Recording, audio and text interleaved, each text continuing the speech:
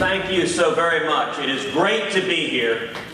Thank you for your passion and commitment. Thank you for your fire for liberty. I got to tell you something incredible is happening in this country. Something breathtaking, something that is changing our nation. You know, in the state of Texas, in my race for Senate, we traveled an incredible journey.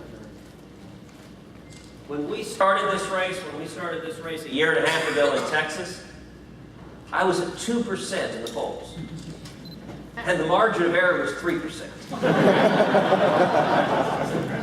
Which means, technically, if my math is right, I could have been at negative 1%.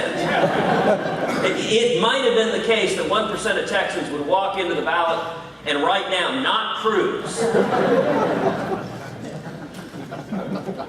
And something absolutely incredible happened. On the other side, we had a $50 million primary. I will tell you, you have not lived until you've had $35 million in attack ads run against you. In the middle of it, my wife Heidi turned to me watching all these ads, and she said, "My goodness, I didn't realize what a rotten guy you were." And what we saw was thousands and thousands and thousands of grassroots activists come together. I'll tell you this, we could not have won this race without the support of Rand Paul and Dr. Ron Paul.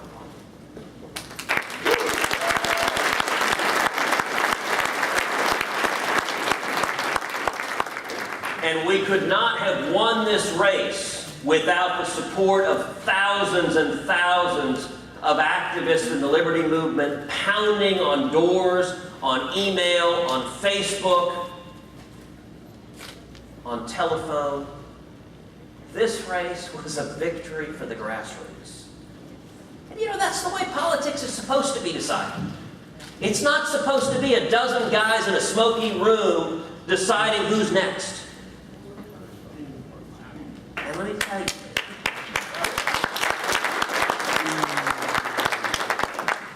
and what is happening in Texas is a microcosm of what's happening all over the country.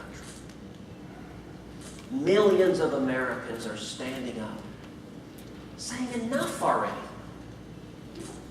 You know, the fundamental divide for millennia has been the divide between liberty and tyranny. Two ways to govern a society and an economy. You can either have government control over the economy, collectivism, socialism, or you can go the other direction, free markets, entrepreneurship, individual responsibility, limited government, the foundations of this country. And I'll tell you, those foundations have led to the greatest prosperity and opportunity the world has ever seen. But what I want to tell you this afternoon is two things. Number one, liberty is under assault. And number two, together, we're working to restore liberty. Liberty is under assault. Our nation is in crisis right now. This isn't just another ordinary election. Our national debt is out of control. It's larger than our gross domestic product. You know, a couple of weeks ago, I was fortunate to have the opportunity to speak in Tampa at the Republican Convention. I mentioned my daughter Caroline, who's 4, and when I got back to the hotel about 1:30 in the morning, I was sitting there on my iPhone reading through Twitter. And the comedian Paula Poundstone, who I don't know, but she had sent out a tweet that night. Nick, who worked on our campaign, Nick, I don't know if you know this, that Poundstone tweeted, she said, "Ted Cruz just said when his daughter was born, the national debt was $10 trillion, now it's $16 trillion. What the heck did she do?" I gotta tell you, Heidi and I got a pretty good laugh out of that. But this is extraordinary, what is happening. You know, for the past several decades, federal tax revenue has averaged 18% of GDP.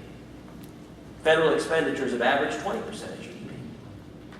In 3.5 years, they've gone from 20% of GDP to 25% of GDP.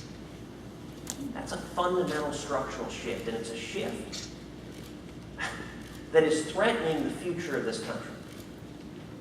It's kind of interesting when you talk to folks in the mainstream media. I don't recommend it, actually. It's a little bit like swimming with piranha.